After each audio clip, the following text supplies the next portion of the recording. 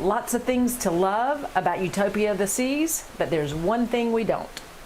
We start with one of the things we loved, food at the Windjammer.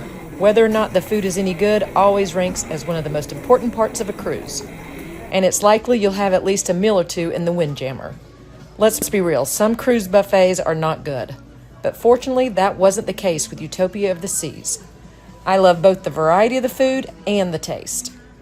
As a bonus, the Windjammer was spacious, and I didn't feel cramped sitting next to another guest. And check this out, lobster tails at the buffet. Now that's my kind of buffet.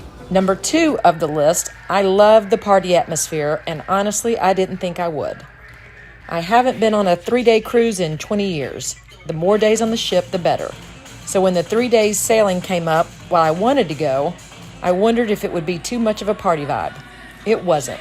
It was the perfect amount. Parties at the pool, dancing, a good time had by all. It was a lot of fun. At night, you could enjoy the parties if you wanted, or head to a show instead.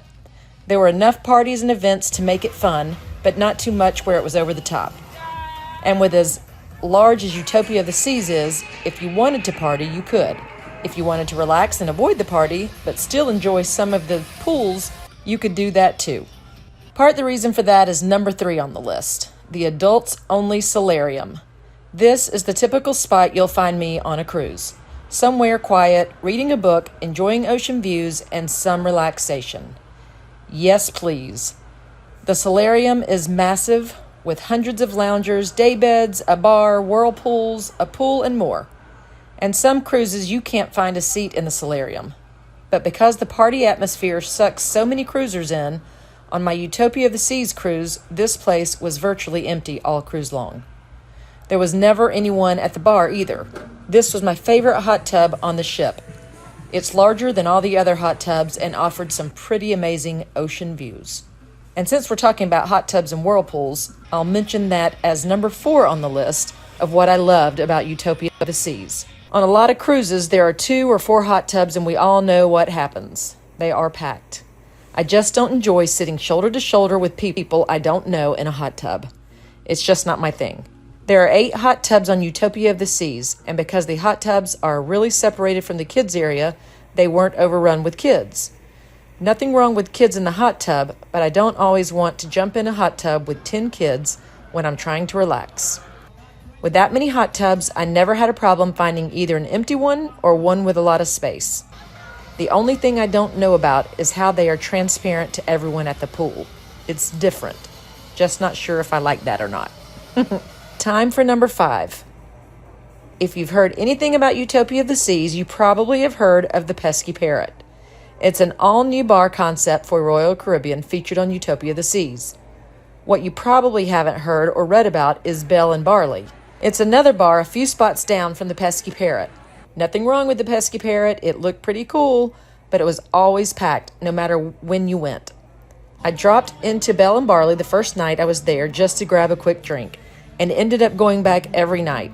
I loved the old tavern feel it offered, the bartenders were great, and I caught some live music. Bell and Barley was definitely my go-to bar at night. Number 6 on what I loved, and I think you'll love about Utopia of the Seas, I just mentioned it, it's the live music.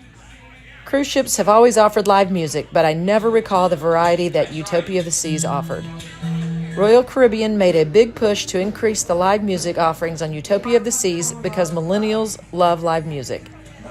And 3 and 4 day cruises appeal to first-time cruisers like millennials. I loved the live music and loved that I could catch one genre of music in one bar, head to the next one, and catch something totally different. While we're at it, karaoke has become a staple on cruise ships for quite some time now. If you love to strut your stuff on stage or watch others do it, Utopia of the Seas has a facility focused on just that. It's Spotlight Karaoke. It offered hours upon hours of cruisers belting out the latest hits and top songs of years gone by.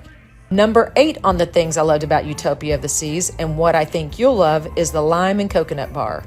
Yes, it's great to have a massive bar flank the pools. The pool bar is always extremely busy on all cruise ships, and lines can quickly back up on any and every day, but particularly on sea days. I rarely saw more than a couple of people waiting. But here's what I love. If you could walk around the corner, there's another lime and coconut bar, and this one usually has a much shorter line. It is by the smoking section, which, if that bothers you, isn't great, but I did always enjoy walking right up and being served. What else did I love? All the specialty restaurants. I don't always spend the extra money on specialty restaurants. Sometimes the food in the main dining room hits the spot and is all I crave. And I will say I was quite pleased with my meals in the main dining room. And sometimes there's only a seafood restaurant and a steakhouse, and it's just not what I'm in the mood for.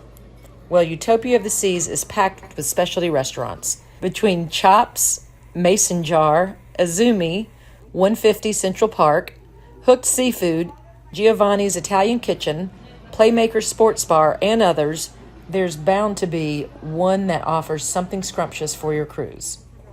And while I'm at it, it is worth mentioning there are plenty of free restaurants too. El Loco Fresh, Boardwalk Doghouse, The Spare Tire are just a few. The 10th and final thing, for this video anyway, that I loved and I think you will about Utopia of the Seas is the entertainment.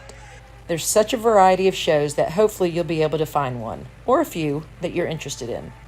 Whether it's a theater show, aqua show, or just a party show, there's non-stop entertainment on Utopia of the Seas. Now, I didn't love everything about Utopia of the Seas, and there's one big thing that I didn't. I just told you about all the great entertainment, dining, sports bars, hot tubs, and live music to check out. The problem is, there simply isn't enough time to enjoy it all. With more than 20 restaurants, you'd have to eat at 7 of them each day to enjoy a meal in each. Now, I know we all eat an extra meal or two while we're cruising each day, but not 7 of them. With more than 20 bars, you won't get a chance to visit them all. With so much to do, you'll have to decide what to do and what you miss out on. It's a good problem for Royal Caribbean to have cruisers that can't do everything on the cruise, so they come back for another.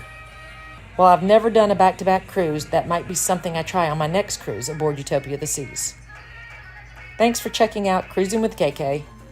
If you've hung around this long, could you do me a favor and subscribe to the channel and leave me a comment letting me know you made it to the end. Until next time, happy cruising.